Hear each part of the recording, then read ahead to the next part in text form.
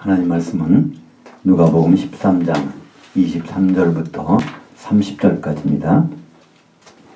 어떤 사람이 여짜오되 주여 구원을 받는 자가 적으니까 그들에게 이르시되 좁은 문으로 들어가기를 힘쓰라. 내가 너에게 이르노니 들어가기를 구하여도 못하는 자가 많으리라. 집주인이 일어나 문을 한 번 닫은 후에 너희가 밖에 서서 문을 두드리며 주여 열어주소서 하면 그가 대답하여 이르되 나는 너희가 어디에서 온 자인지 알지 못하리라 하리니 그때 너희가 말하되 우리는 주 앞에서 먹고 마셨으며 주는 또한 우리를 길거리에서 가르치셨나이다 하나 그가 너에게 말하여 이르되 나는 너희가 어디에서 왔는지 알지 못하노라. 불의하이 모든 자들아 나를 떠나가라 하리라. 너희가 아브라함과 이삭과 야곱과 모든 선지자들은 하나님 나라에 있고 오직 너희는 밖에 쫓겨난 것을 볼 때 거기서 슬피 울며 이를 갈리라. 사람들이 동서남북으로 와서 하나님 나라의 잔치에 참여하려니 보라 마지막 된 자들로서 첫째 될 자들 있고 첫째 된 자들로서 마지막 될 자들도 있느니라 하시더라. 예, 오늘 말씀 가지고 주여 구원받는 자가 적으니까 라는 제목으로 은혜를 나누겠습니다. 우리 크리스찬 중에 구원받을 확률은 얼마나 될까요? 그런 생각 해보셨습니까?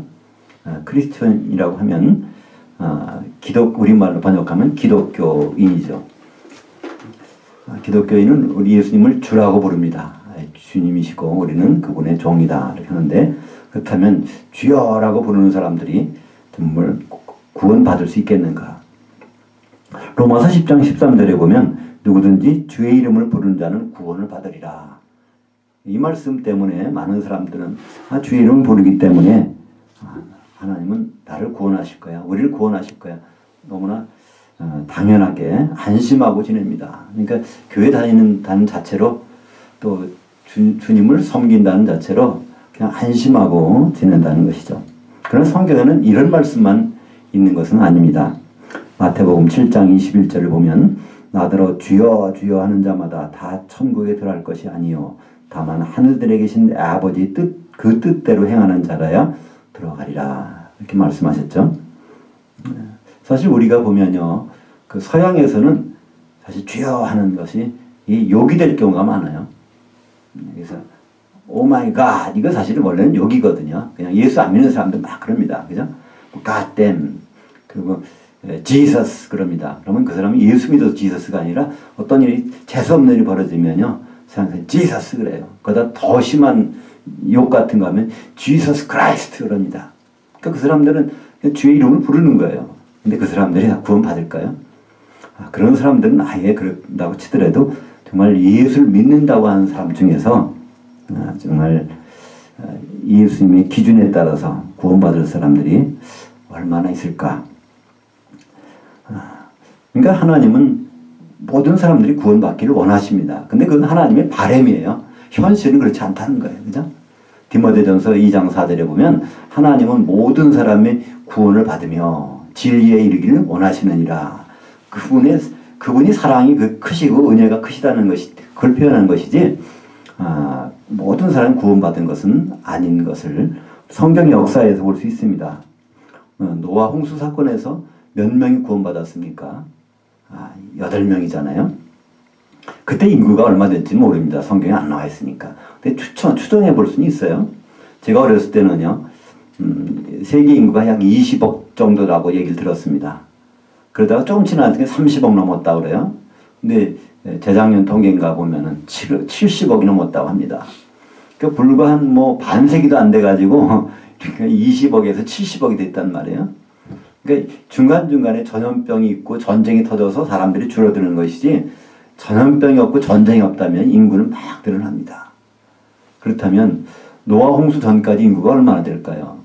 노아 홍수는 약 2500년, 그러니까 아담 이후에 2500년이 지난 다음에 난 거니까 2500년 동안에 전염병도 없죠, 전쟁도 없지, 홍수도 없지. 그런 사람들이 900살까지 사니 인구가 얼마나 될지는 아마 수십억, 수백억, 수천억 이상도 상상할 수 있습니다. 근데 그 중에서 8명만이 구원받았다는 거죠. 그것이 성경의 기록입니다. 그리고 성경의 기록은 다 앞으로 될 일들을 우리에게 모형으로 보여준 것이죠. 그리고 소돔에서도 인구가 얼마인지 모릅니다. 근데 거기에 롯과 그 부인과 두 딸, 4명만 구원받았죠. 그리고 출애굽 사건을 보면 그 애굽에서 이집트에서 남자 장정만 60만 명이 나왔는데요. 그들을 나오게 하신 이유가 뭘까요? 하나님은 가나안 땅으로 다시 복귀하게 하시려고 그렇게 나오게 하셨습니다. 창세기 15장에 보면 아브라함에게 그 약속을 하시죠. 내가 네 자손들을 이방 땅에 보내서 거기서 400년 있다가 400년 동안 종살이를 하다가 나오게 하리라. 그래서 거기서 나와서 다시 아브라함 있는 가나안 땅으로 데리고 오시겠다는 것입니다. 그러니까 애굽에서 나오면 그들이 목적지는 가나안 땅이거든요. 근데 광야에서 60만 명 중에서 다 죽어버리고 2명만 가나안 땅으로 들어가는 것을 성경에 볼 수 있습니다. 물론 이제 광야에서 태어난 사람들은 들어갔지만요. 애굽에서 나온 사람들은 2명만 들어간 것을 성경은 기록하고 있죠. 이렇게 이 구원이라는 것은 숫자로 표시하다 보면 참 심각한 수준에 있습니다. 우리는 이것을 그냥 막연하게 지나가요. 그죠? 저 사람도 구원받았고 나도 구원받았고 모든 사람은 그냥 예수 믿고 있으니까 구원을 받겠지. 이렇게 얘기를 하는데요. 마태복음에는 좀 더 심각한 얘기가 나옵니다. 마태복음 7장 22절 23절을 보면 그날에 정말 예수님이 재림하실 날을 말씀하고 있어요. 그날에 많은 사람이 나더러 이르되 주여 주여 우리가 주의 이름으로 선지자 노릇하며 주의 이름으로 귀신 쫓아내며 주의 이름으로 많은 권능을 행하지 아니하셨나이까 하리니 그때 내가 그들에게 밝히 말하되 내가 너희를 도무지 알지 못하니 불의한 자들아 내게서 떠나가라 하리라. 여기 보면 그때 주님 앞에 서서 주여 주여 그러니까 이건 그냥 맹목적으로 하는 것이 아닙니다. 정말 주님을 믿었던 사람들이에요. 그리고 이 사람들 보니까 선지자 노릇을 했다는 겁니다. 주의 이름으로. 선지자라는 건 지금 말하면 이제 교역자죠. 말씀을 선포하는 사람 그런 노릇을 했다는 것입니다. 그리고 귀신도 쫓아내고 많은 능력들을 행해서 엄청난 일들을 해놨는데 모르겠다는 거예요. 주님은. 왜 모른다는 이유가 뭡니까? 불의의 자들아. 성경이 이렇게 되어 있습니다. 불의한 자들아. 의롭지 못하다는 것. 예수님만이 의로우신데 예수님의 뜻에 관계없이 하는 사람들을 말씀하고 있습니다. 이 사람들 보면요. 이 사람들은 성령을 받은 사람들이고요. 성령이 충만했던 사람을 볼 수 있어요. 고린도전서 12장 3절에 보면 성령이 아니고서는 예수를 주라 할 자가 없느니라. 그러니까 그들이 거듭났는지 안 났는지 모르겠어요. 그러나 성령의 능력이 잡혀서 그 일을 행했다는 것입니다. 구약시대에도 보면요. 그때도 거듭나지 않은 사람들이 많았지 않습니까? 대부분 거듭난다는 것은 예수님 오신 다음에 그 일이 드러났으니까 그때도 성령이 임하면 많은 능력이 나가고 성령이 이제 떠나시면 또 그렇지 않고 그런 일들이 많이 있었죠. 바로 성령의 능력으로 그런 엄청난 일을 했던 사람들이 주님 앞에 섰을 때 주님이 대답하시는 장면이 마태복음 7장 22절과 23절입니다. 오늘 본문에 보면 마찬가지로 어떤 사람이 여짜오되 23절에 주여 구원을 받는 자가 적으니까 그러니까 오늘 본문에서도 누군지는 몰라요. 그러나 예수님을 주여 그랬습니다. 나는 당신의 종입니다. 그런 뜻이겠죠? 주여 그러면서 질문하는 게 있어요. 구원을 받는 자가 적습니까? 참 궁금한 사항이에요. 우리는 여기에 대해서 지금 궁금하지 않잖아요. 구원받은 것이 적은지 많은지 관심 없어요. 하나님은 사랑이시니까 웬만하면 구원해 주시겠지 생각합니다. 근데 여기서 예수님은요. 그 말씀 받아갖고 대답하시는 말씀이 그래 적다 이런 정도가 아닙니다. 좁은 문으로 들어가라 그래요. 24절에 보니까 좁은 문으로 들어가기를 힘쓰라. 내가 너에게 이르노니 들어가기를 구하여도 못하는 자가 많으리라. 그러니까 좁은 문으로 안 들어가는 자는 아예 가망이 없고요. 좁은 문으로 들어가려고 해도 못 들어가는 사람이 많다는 거예요. 그러니까 구원받는 사람이 숫자가 사실은 굉장히 적은 것이죠. 우리는 이 문제에 대해서 왜 이렇게 심각하지 않을까요? 우리는 우리가 목숨을 가지고 살고 있는 숨이 넘어가기 전까지 이 세계만 생각하니까 우리는 그냥 예수 믿으나 안 믿으나 뭐 믿으면 더 뭐 마음이 편하니까 좋고 이 정도인데요.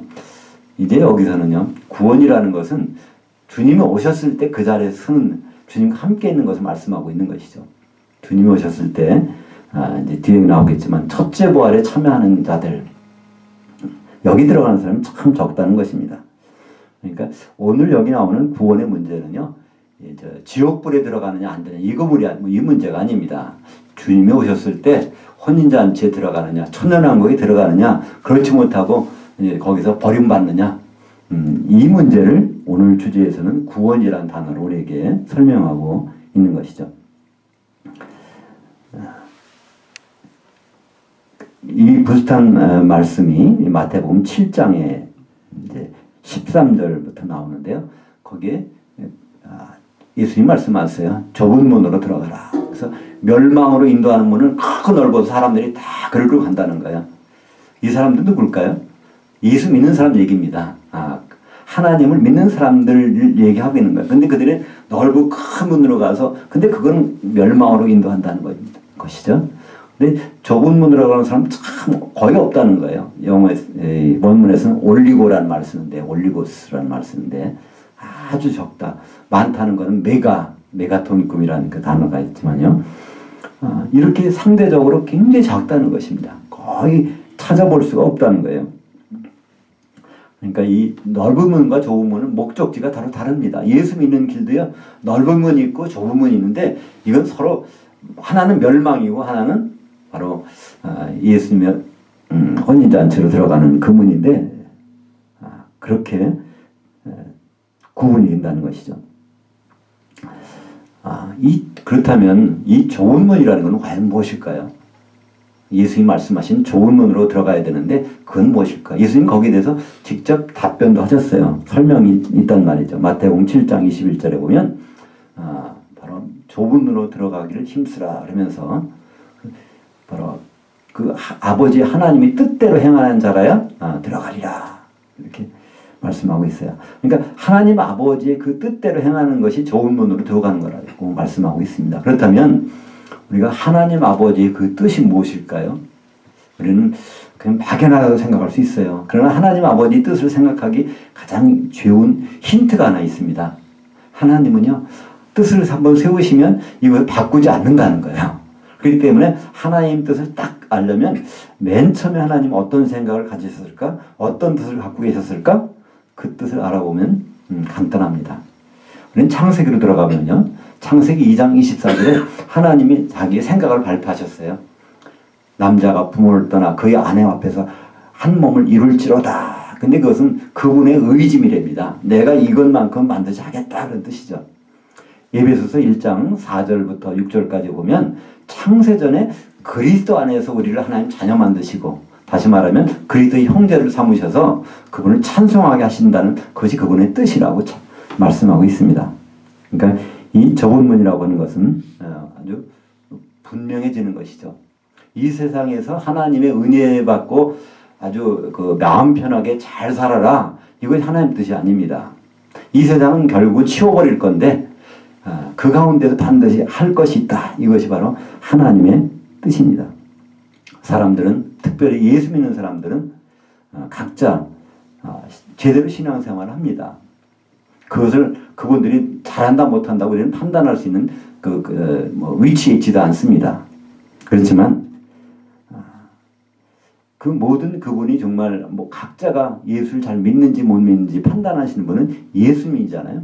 그러니까 우리는 예수님의 말씀은 그 기준이 된다는 것만은 부인할 사람은 아무도 없다는 것입니다. 이제 예수님이 재림하셔서요. 그때 어떤 일이 벌어지는가? 그는 누가복음 26절에 예수님 말씀하십니다.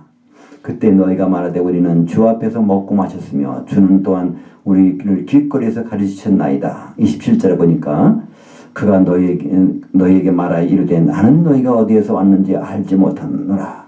불의의 모든 자들아 나를 떠나가라. 그러니까 예수님이 오셨을 때 그 앞에서 나 주님하고 먹고 마시고요. 주님 가르침을 직접 받았다는 거예요.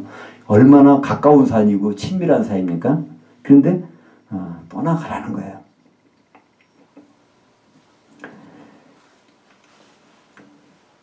그러니까 이 주님의 기준과 우리의 기준이 너무나 다르다. 우리는 예수 믿으니까 내가 구원받았겠지.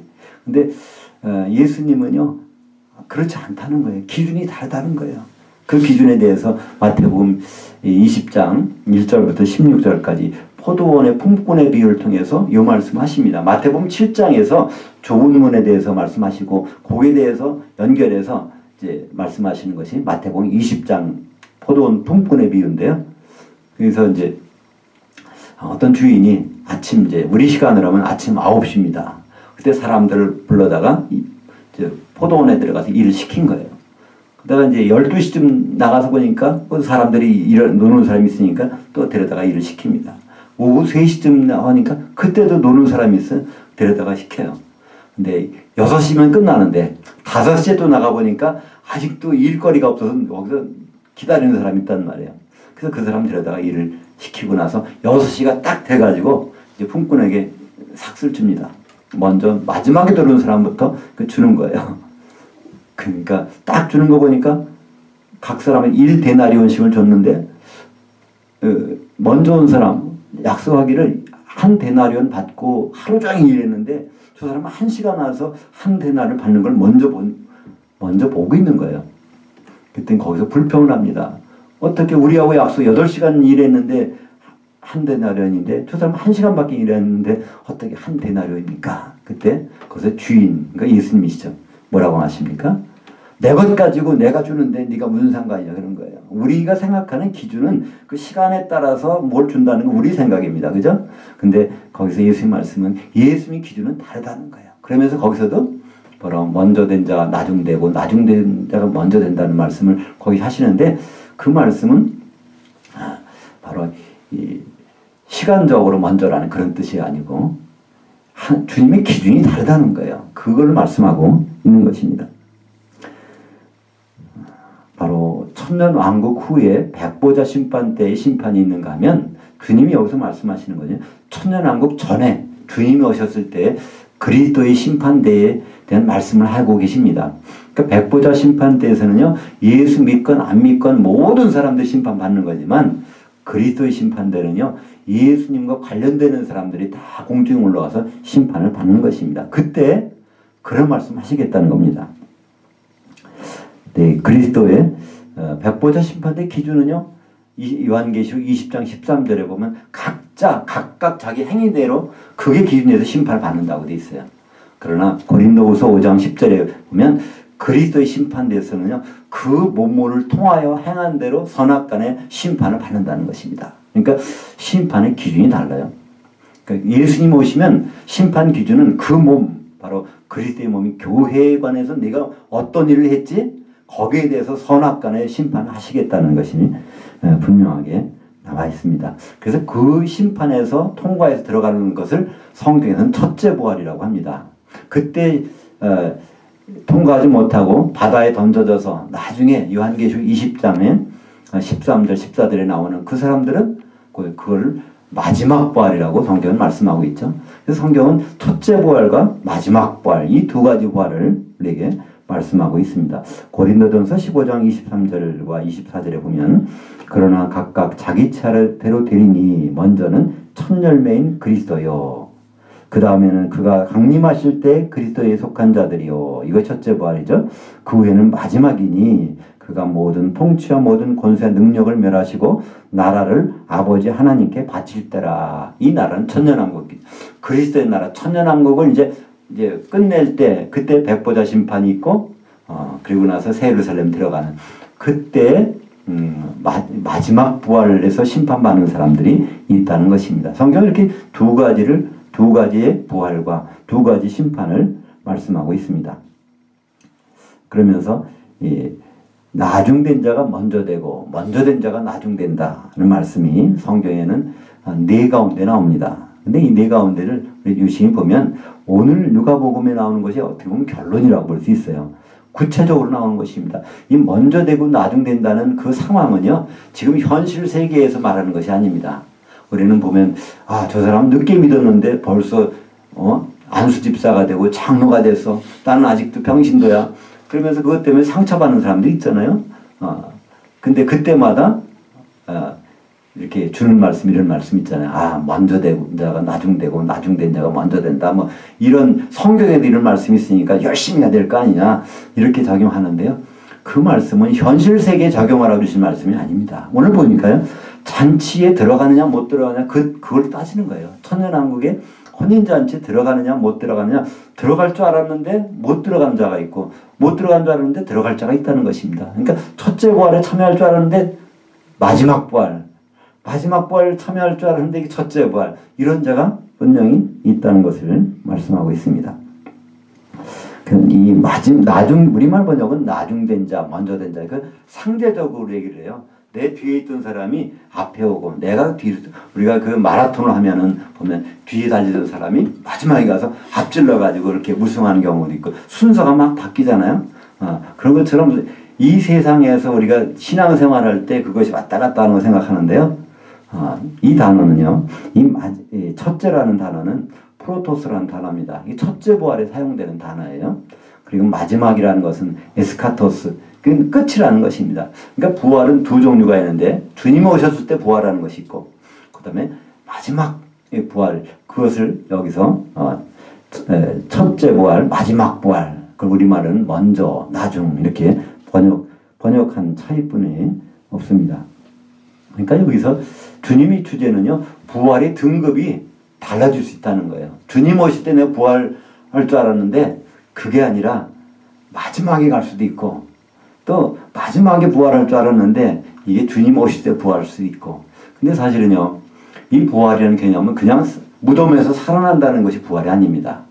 이 성경에서 말하는 부활, 주님 말씀하신 부활은요, 부활하면 끝까지 살아있는 거예요. 예를 들어서 나사로요, 죽었다고 무덤에서 4일 지난 다음에 살아났잖아요. 그건 부활이 아닙니다. 왜냐하면 나사로는 다시 죽었잖아요. 언제 죽었는지 모르지만 죽었을 것입니다.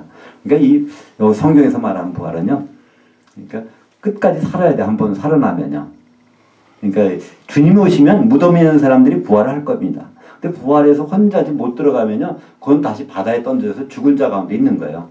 그 다음에 나중에 마지막 때, 그때 부활해서 심판을 받고 영원히 지옥에 있느냐, 영원히 새 예루살렘에 들어가 있느냐, 이것을 구분하는 것입니다. 그렇기 때문에 첫째 부활이라는 것은요, 그러니까 일단 주님 오신 다음에 부활을 해서 혼잔치에 들어가는 사람을 첫째 부활이라고 하지, 거기 들어갔다가 밖에 떨어져 가지고 바다에서 1000년 동안 있다가 나중에 올라간, 이거는 첫째 부활이 아니라 마지막 부활입니다.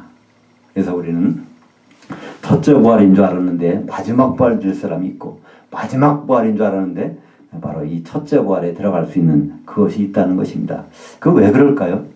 바뀔 수 있다는 얘기예요. 그것이 우리 살아있는 동안에 이것이 언제든지 바뀔 수 있다는 것입니다. 사실 성경에서는요, 예수를 믿는다, 하나님을 믿는다라는 것이 원래 우리말 번역하고는 좀 더 구체적인 단어가 사용됩니다. 예수님을 믿는다는 것은 원래는요, 예수님을 향하여 믿고 있다 그런 뜻이고요. 하나님을 믿는다도 마찬가지입니다. 하나님을 향하여 믿고 있다. 그 향한다는 것은 목적이 똑같다는 거예요. 생각이 똑같다는 것입니다. 예수님과 같은 생각을 하고서 나가는 거. 예수님과 하나님과 같은 생각으로 이 세상을 사는 거. 그 대표적인 사람이 누굴까요? 노아하고 에녹이었습니다. 그죠? 에녹은 65세가 되어서 아들 이름을 무두셀라라고 졌어요. 얘가 죽으면 하나님 심판을 보낸다. 세상 사람들은 다 이 세상이 끝이라고 생각했는데 에녹만큼은요, 아니야. 이 세상이 언제나 심판이 오고 다른 세상이 온다는 에녹은 그걸 생각하고 산 사람이고요. 노아도 마찬가지입니다. 이 눈에 보이는 세계에 다가 아니라 홍수 이후의 세계가 있다는 것을 생각을 알고 간 사람이 노아였습니다. 그래서 믿는다는 것은요, 하나님의 생각, 예수님의 생각을 품고 이 세상을 살아가는 것입니다. 노아나 에녹이나 성경에 보면요, 바로 자녀를 낳았다고 되어 있어요. 이 세상을 버리고 산 사람이 아닙니다. 이 세상에서 할 일은 다 똑같이 하고 산 사람이에요. 생각만 바로 하나님의 생각을 가지고 산 사람들입니다. 그렇기 때문에 그 우리가 믿는다는 단어는요, 항상 현재 진행형입니다. 그리고 거기에는 전치사가 따라다녀요. 전치사. 어디 목표를 나타내는 전치사. 그러니까 영어로 하면은 believe into Jesus, believe into God, 이렇게 바로 현재 분사면서 목적이 있단 말이에요. 그러니까 난 예수 믿었으니까 구원 받는 거지. 맞아요. 그 믿는 것이 현재 진행형으로 진행되고 있으면, 그리고 거기에 하나님의 생각을 가지고 살고 있으면, 예수님의 생각을 가지고 살고 있으면 그것이 정말 성경에서 말하는 믿는 자들입니다. 그럼 바로 주님 오실 때 혼인잔치에 들어가는 거는 두말할 나위가 없겠죠. 근데 그런 것은 어떻게 가능할까요? 항상 그럴 수 있는 것. 그걸 오늘 성경에서는 좁은 문이라고 하고요. 다른 말로 그것은 우리가 교회 생활을 하는 것입니다. 그분의 몸을 이루고 있으면요, 그분의 몸에서 내가 성전의 기둥을 이루고 있다면요, 빠져나갈 일이 없잖아요. 그죠? 요한계시록 3장 12절에 보면 이기는 자에게는 바로 하나님의 성전이 기둥이 되게 한다는 거예요. 하나님의 성전이 바로 교회입니다. 그죠? 고린도전서 3장 16절에 보면 너희가 바로 교회가 하나님의 성전인 것과 하나님의 성령이 너희 안에 계시는 것을 알지 못하느냐? 그러니까 우리가 그 교회를 이루고 성전에 기둥들이 있다고 하면요, 이거는 현재 진행형으로 그분의 뜻 가운데 있는 것이고요, 그 영원히 지속되는 것입니다. 이걸 성경에서는 바로 우리 예수님은 좁은 문이라는 말로 이렇게 표현하고 있습니다. 하나님 아버지 그 뜻대로 행하고 있는 것, 바로 하나님이 아버지의 그 창세전부터 가지신 그 뜻, 남자가 부모를 떠나게 해서 그분 예수님이 오신다는 거예요. 그의 아내와 합해서 교회가 그분을 만난다는 거예요. 그래서 한 몸이 되는 거, 혼인잔치죠. 그러면서 천년왕국이 벌어지는, 거기에 있는 것을 아버지의 뜻이고 그 뜻대로 행하는 자가 바로 좁은 문으로 들어가는 자라고 성경은 말씀하고 있습니다. 오늘 본문에서 하나님 나라 밖에 쫓겨난 너희들이라는 말이 있어요. 28절에 보면 너희가 아브라함과 이삭과 야곱과 모든 선지자들은 하나님 나라에 있고 오직 너희는 밖에 쫓겨난 것을 볼 때, 지금 모든 기준점은요, 천년왕국의 기준입니다. 천년왕국에 시작되려고 할 때 이런 일이 벌어진다는 거예요. 여기서 하나님 나라는 바로 천년왕국을 말씀하고 있습니다. 왜 그럴까요? 지금의 하나님 나라는요, 여기가 하나님 나라잖아요. 저기가 천국이고. 근데 여기서 말하는 그때의 하나님 나라는요, 그때 천년왕국은 다시 말해서 그리스도의 왕국이고 하나님의 왕국이고 그렇습니다. 예수님이 인간 몸으로 오셨다가 이제 하나님으로 복귀하신 다음에 그분이 오시는 거예요. 그러니까 그분이 이제 다시 오실 때는 하나님으로 오십니다. 에베소서 5장 5절에 보면 거기서 하나님이신 그리스도의 왕국에서 그 유업을 얻으리라는 말씀이 있어요. 하나님으로 복귀하신 예수님 오시기 때문에 그때의 천년왕국, 그때의 그리스도의 왕국은 바로 누가복음에서는 하나님의 나라라고 말씀하고 있죠. 그때 거기에 들어가는 사람이 누가 있다고요? 아브라함과 이삭과 야곱과 모든 선지자들이 그 안에 들어간다는 겁니다. 여기서 이 말은 무슨 뜻일까요? 아브라함 죽었는데, 이삭 죽었는데, 야곱 죽었는데 그 안에 들어간다는 겁니다. 부활한다는 얘기죠. 그죠? 부활시키시겠다는 거예요. 출애굽기 3장 6절 또 15절에 보면요, 거기서 모세한테 얘기합니다. 하나님이 나는 아브라함의 하나님이요, 이삭의 하나님이요, 야곱의 하나님이다. 그런 하나님이 너를 보낸다고 하라. 이렇게 말씀하십니다. 그러면요, 아브라함, 그러면서 거기다 산자의 하나님이다 말씀하세요. 살려내시겠다는 거예요. 아브라함 죽었고 이삭 죽었고 야곱 죽어서 나는 그를 살려가지고 하나님이라, 그런 하나님이라는 것을 말씀하시죠. 그러니까 부활시킨 사람들은 그 안에 있는데, 이제 첫째 부활에 떨어져 나갈 사람들은 밖에서 거기서 쫓겨난 것을 볼 때 슬피 울며 이를 갈리라. 그러니까 이때 그 너희는 이 사람들이 다 예수님 믿는 사람들이고 하나님 믿는 사람들이고, 그런 사람들이 결국은 슬피 울며 밖에서 쫓겨난다는 것입니다. 이 사람들은 바로 육적인 유대인들을 가리키는 것이고요, 그 안에 있는 사람들은 영적인 유대인들입니다. 그 아브라함과 이삭과 야곱은요, 영적인 유대인들을 대표하고 있습니다. 갈라디아서 3장 28절에 보면 바로 유대인이나 헬라인이나 종이나 자유자나 남성, 여성, 그리스도 안에서는 하나이니라. 그러니까 그리스도 안에 있는 자들, 여기서 대표적으로 아브라함, 이삭, 야곱은 바로 그리스도 안에 있는 자들, 믿음에 있는 자들, 영적인 유대인들을 말씀하고 있습니다. 왜냐하면 그리스도 안에 있어야 우리는 의로워질 수 있잖아요. 유일하게. 그분의 피로밖에는 의로워질 수 없으니까. 교회는 사도행전 20장 28절에 보니까 하나님의 피로 사신 것이 교회라고 하셨으니까 우리가 의로워지려면 그분의 피를 힘입을 수밖에 없어요. 그죠? 불의한 자들아 떠나가라. 그러니까 교회 안에 있지 않냐면요. 그 하나님 것이 불의한 자입니다. 그분의 피를 힘입을 수가 없는 거예요. 그래서 불의하다는 단어는요. 오늘 말씀 누가복음 13장 27절에 보니까 불의한 자들 모든 자들아 나를 떠나가라. 이 아디키아라는 말씀입니다. 아디키아라는 것은 바로 그 의롭다는 뜻이고요. 아가 붙어서 부정형 뜻입니다. 아디키아. 의롭지 못한 자. 세상으로 보면은 세상에 의인인 기준의 의인이 기준이 있지만 예수님 보실 때 기준은요. 바로 예수님의 피를 힘입지 않은 사람은 다 불의한 자입니다. 그 예수님의 피를 힘입고 그 안에 들어있는 교회를 이루고 있는 자는 주님 보시기엔 다 의로운 자들이죠. 사랑하는 여러분, 주님이 재림하실 때 공중에 들림받을 확신이 있습니까? 그 너무나 막연한 일로 생각하시면 성경과는 좀 다른 생각입니다. 그럼 우리 분명히 생각해야 돼요. 그죠? 주님 오실 때 만약 공중에 올라갈 수 있는가? 근데 더욱 중요한 것은요. 공중에 올라가서 그 혼인잔치 안으로 들어가는가? 그렇지 못하는가? 이것은 어떻게 생각하십니까? 내가 정말 혼인잔치에 들어갈 수 있는가? 그런데 확실한 길이 있습니다. 예수님 오늘 말씀하시죠? 좋은 문으로 들어가는 것입니다. 그것은 예수님이 꿈꾸신 그 교회, 그 안으로 들어가는 것. 이것이 바로 좋은 문이고 주님이 오셨을 때 바로 혼인잔치에 들어가는 유일한 길이 바로 그 길입니다. 주여 구원받는 자가 적으니까. 이거는 2000년 전에 어떤 사람이 예수님께 한 질문이지만 지금 우리 각자가 한번 해볼 만한 질문이고요. 우리 옆에 있는 뭐는 가족들, 친지들, 모든 많은 사람들이 사실 이 질문 한 번쯤은 해봐야 되지 않겠습니까? 왜냐하면 이것은 주님의 대답은 똑같을 테니까. 좁은 문으로 들어가지 않으면 나를 만날 수가 없어. 혼인잔치에 들어올 수 없어. 그리고 그 좁은 문이라는 것은 바로 하나님의 그 뜻대로 행하는 문. 남자가 부모를 떠나 그 아내와 앞에서 한 몸 되게 하시겠다는 그 하나님의 그 뜻을 이루고 있는 성전의 기둥이 되는 그 생각을 가지고 들어가는 것. 이것이 바로 예수님이 생각하시는 좋은 문이고 많은 사람이 찾으나 그 속으로 들어갈 수 없느니라. 들어가지 않느니라. 찾아내지를 못하느니라. 이렇게 하는 바로 그 문입니다. 우리가 그 문 안에 들어와 있다면 우리는 주님이 오실 때 첫째 부활에 들어가는 자가 될 것입니다. 기도하겠습니다.